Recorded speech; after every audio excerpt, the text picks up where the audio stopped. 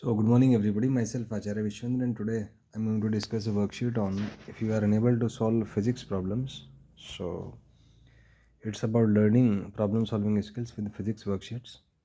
So let's begin with a question. Suppose you are being given a block of mass 4 kg, coefficient of friction is 0.4. You need to find minimum force to move the block. So minimum force is mu mg by root 1 plus mu square. So after solving the question, you get force minimum as 14.95 Newton.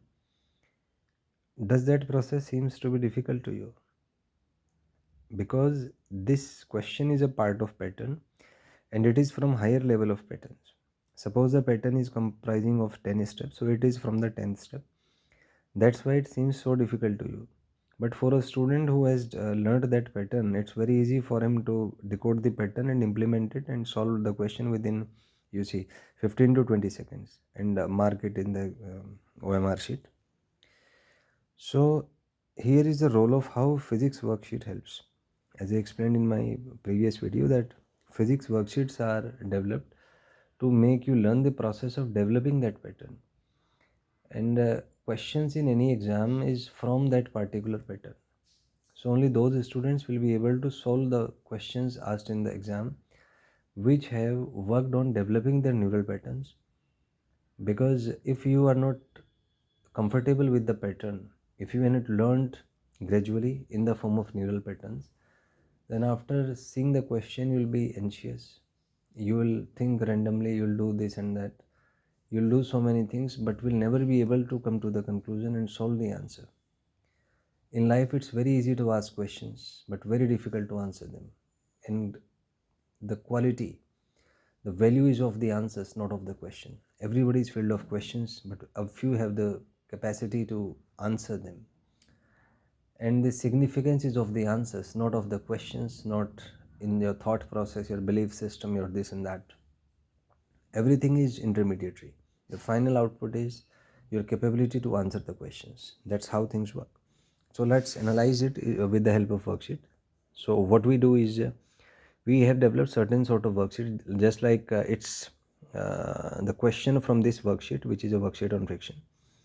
So it says like there is a block of mass m, coefficient of friction is mu. So in worksheet there are a number of questions which are gradually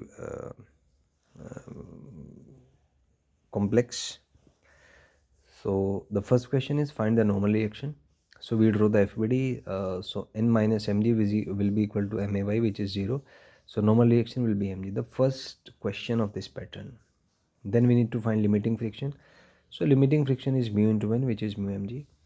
Then is third question of this pattern, when force is inclined at an angle theta. So we take the components. Here f is making an angle theta, so this will be f cos theta, this will be f sin theta. In vertical direction there is no force, so we can say that n plus f sin theta is equal to mg, which will give n is equal to mg minus f sin theta. Now fourth question is finding minimum value of f required to move the block. So as we can see from here that the force will be f cos theta, and let us say this is the friction fs. So to move it, f cos theta should be greater than, for moment its limiting friction should be greater than fl, which should be greater than mu into n. So substituting the value of normal reaction, we have f cos theta greater than mu mg minus f sin theta.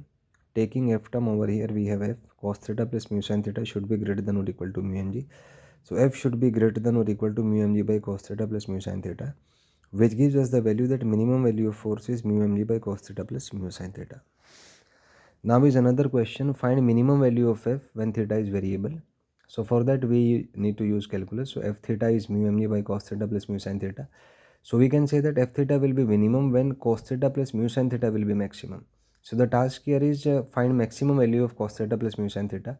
For that we take y is equal to cos theta plus mu sin theta. We find the condition that for y to be maximum, dy by d theta should be 0, which gives us minus sin theta plus mu cos theta is 0, which gives us mu is equal to tan theta. In this triangle, tan theta will be mu by 1, so this term will be mu square plus 1. So y max is cos theta plus mu sin theta. Cos theta is 1 by root mu square plus 1. Sin theta is mu by root mu square plus 1. Solving this, we have y max as root over mu square plus 1. So f theta max is mu mg by root mu square plus 1. So this is how we can find the minimum value of force. Now here is one of the step is directly moving from step 1 to step 6, so which is a tough process and not every student is comfortable with that. So there is a stepwise process in which we move from step 1 to step 6. As we can see that in this question there are let's see 5 steps. So in this question what I have done is I have directly moved from step 1 to step 5 because I have learned all the steps, I have retained many a time, so now I am comfortable with the fifth step directly. I can move from step 1 to step 5 directly because I have practiced a lot, so I'm very comfortable with direct movement from step 1 to step 5. But you have to go through this transformation process, this processing, you have to follow this process at least for a certain number of times. And when you are comfortable with things, you can directly move from step 1 to step 5.